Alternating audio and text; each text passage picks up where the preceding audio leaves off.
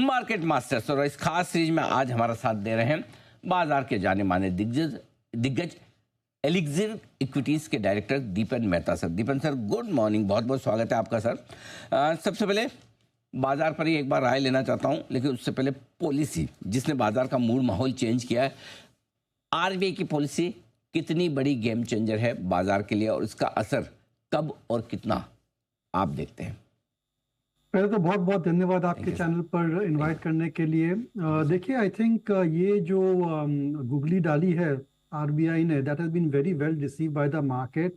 और इससे स्पेशली जो बैंक्स एनबीएफसी में है वहाँ पर फिर से एक नई जान आ गई है, क्योंकि जो फोर्थ क्वार्टर यानी कि मार्च क्वार्टर के जो आंकड़े थे इतने कुछ खास थे नहीं, बट सर्टनली उनके लिए एनवायरनमेंट इम्प्रूव होता है। और ये जो बैंक्स एनबीएफसी से अगर उनकी लेंडिंग बढ़ती है तो ओवरऑल इकोनॉमी में सुधार होता है and overall corporate profits also can start to look up.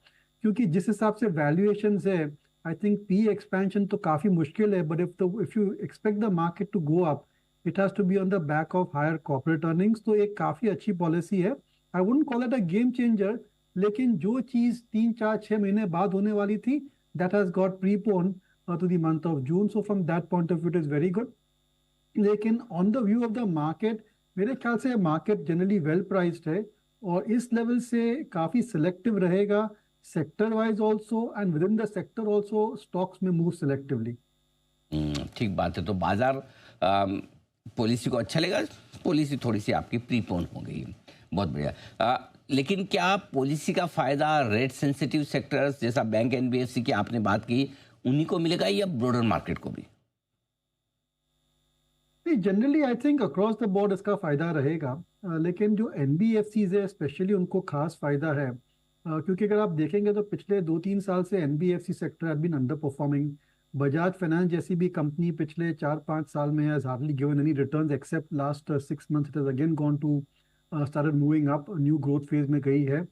तो ये एनबीएफसीज को खास फायदा होगा, स्पेशली जो मल्टी प्रोडक्ट एनबीएफसीज है वहाँ पर हमारा खास करके पॉजिटिव व्यू है, जैसे कि बजाज फाइनेंस है या फिर एल&टी फाइनेंस है, चोलामंडलम है। क्योंकि वो एक कोई स्पेसिफिक सेक्टर पर उनका ऐसा कॉन्सेंट्रेशन नहीं रहता है। तो अगर आपको ये जो आरबीआई पॉलिसी की जो इन्वेस्टमेंट थीम है, यानी कि लोअर इंटरेस्ट रेट की जो इन्वेस्टमेंट थीम है, वो अगर आपको प्ले करनी है, then NBFCs are the best bet. उसके अलावा मेरे ख्याल से PSU banks also should do very well. और एक खास बात ये भी है कि ये जो क्वार्टर है उसमें बैंकिंग सेक्टर के आंकड़े अच्छे आने चाहिए, not because of core business but also because of trading profits in government securities. ठीक बात है, बिल्कुल, ये एक अच्छी बात आपने कही। अब सर बाजार के डायरेक्शन पे आते हैं।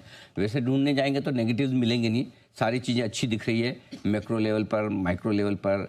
लेकिन क्या कोई रिस्क, कोई खतरे आपको दिखते हैं जिनसे बाजार की इस तेजी पर ब्रेक लग जाए या यू टर्न हो जाए? वो हमेशा कहना बहुत मुश्किल रहता है जी, but right now it seems like blue sky.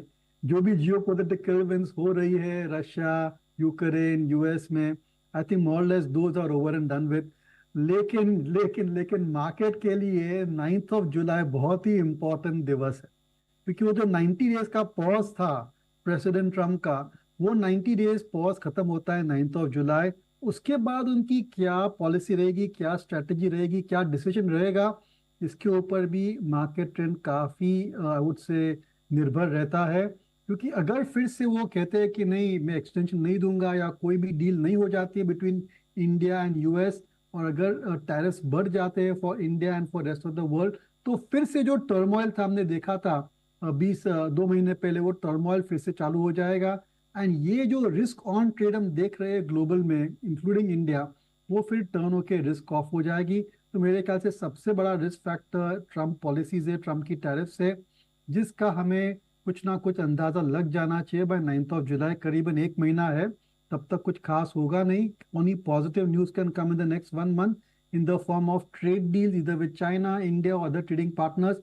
लेकिन 9 जुलाई के बाद I think very difficult to say what President Trump will do. ये बात सही कि 9 जुलाई के बाद किस तरह का मूड माहौल रहता है वो ट्रम्प साहब डिसाइड करेंगे, वही एक बड़ी रिस्क बची है। लेकिन क्या मार्केट में अपसाइड और है अभी भी? आपको लगता है कि यहाँ से अगर 1 2 साल का व्यू लिया जाए तो बाजार में तेजी बनी रहेगी? बिल्कुल क्यों नहीं, लेकिन it has to be dependent on corporate profits, क्योंकि अगर आप वैल्यूएशन देखेंगे सो कई इन्वेस्टर्स और प्रोफेशनल इन्वेस्टर्स, हमारा भी ये कहना है, from getting very expensive which was in September of 2024, market correct होकर अभी एक्सपेंसिव जोन पे आ गया है, इतना सस्ता नहीं है।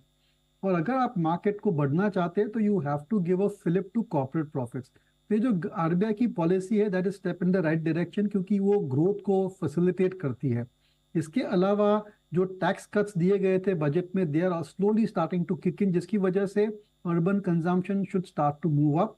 और लास्टली अगर मॉनसून ठीक ठाक जाता है तो ये जो तीन फैक्टर्स की वजह से कॉर्पोरेट प्रॉफिट्स बढ़नी चाहिए, and corporate profits only have to take the market higher.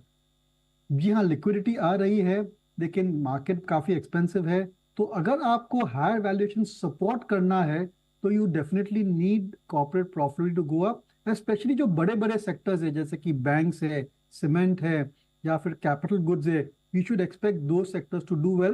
क्योंकि जो और बड़े सेक्टर है यानी कि फार्मा और आईटी पर तो अभी भी क्वेश्चन मार्क है, because of Trump tariff, because of slow down in US economy and global economy.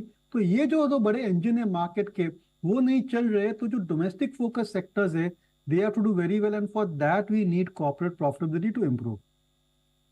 बिल्कुल, कंपनियों की कमाई होना बहुत ज़रूरी है, अगर वो नहीं होगी तो फिर क्या करेंगे।